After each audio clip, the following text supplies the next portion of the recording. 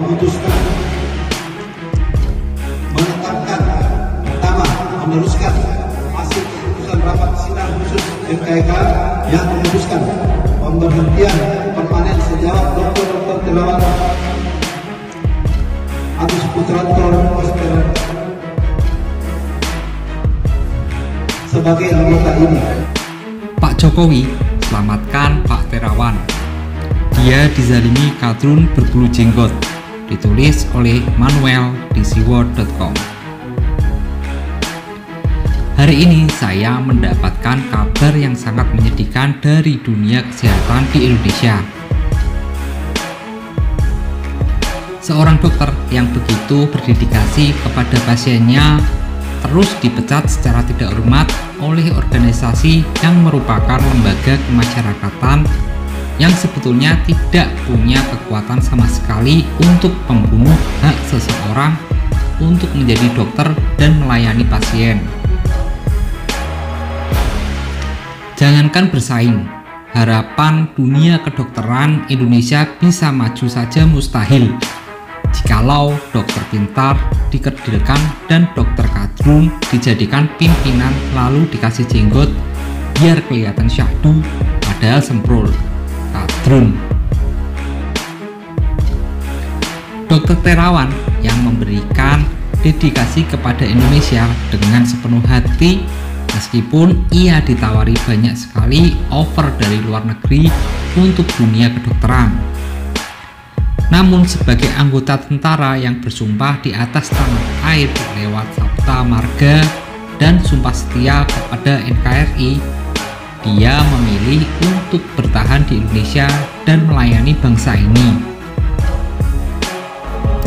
Dokter Terawan dengan organisasi masyarakat yang menyerupai LSM ini tidak terlalu mesra dan seringkali konflik satu sama lain.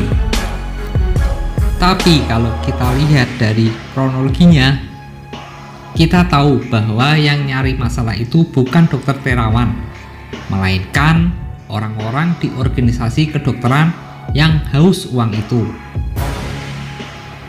Saya punya cerita banyak mengenai teman-teman saya, khususnya para orang tua yang punya permasalahan di dalam koordinasi saraf dan punya kecenderungan untuk berpenyakit stroke.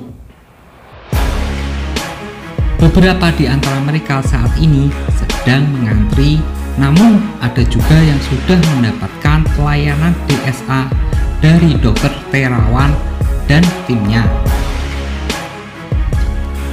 Testimoni dari masyarakat luas sangatlah positif dengan keberadaan metode yang dianggap membunuh pekerjaan para dokter-dokter yang beranggotakan organisasi bangkai itu.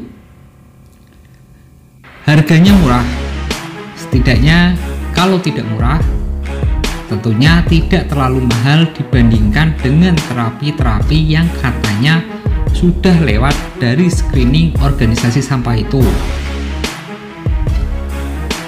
Bahkan beberapa orang yang mengaku bahwa tindakan dokter Terawan ini kalau tidak dibilang manjur banget, ya manjur.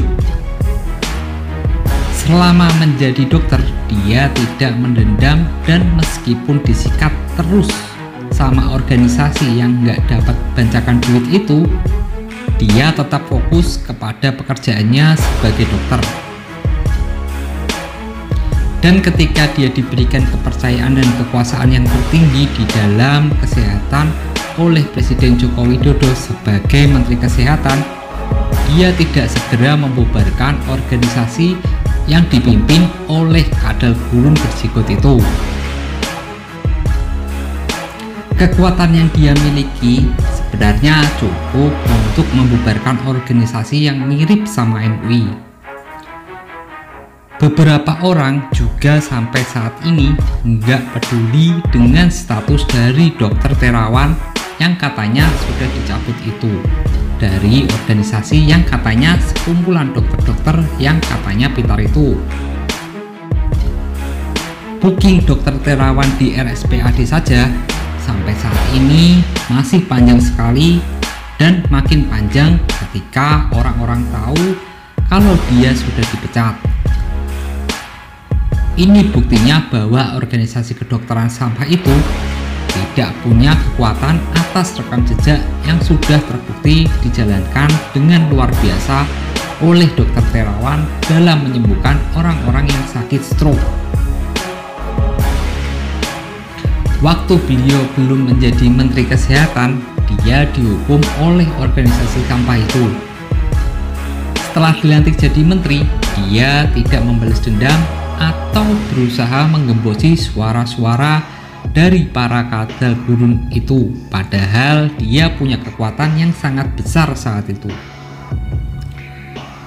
Seharusnya organisasi itu tahu diri dan paham.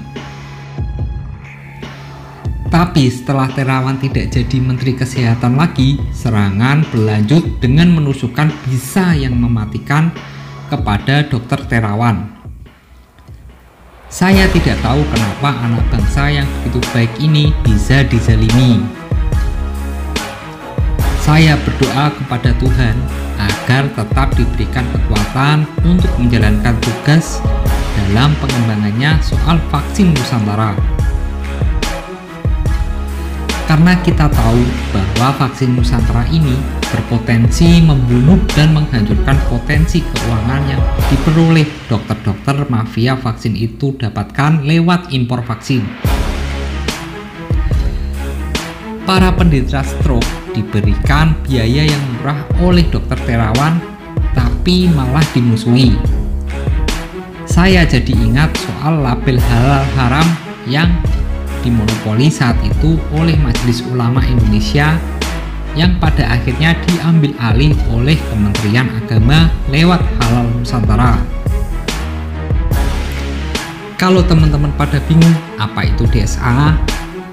DSA adalah kependekan dari Digital Subtraction Angiography alias terapi cuci otak untuk melihat dan menemukan syaraf yang rusak,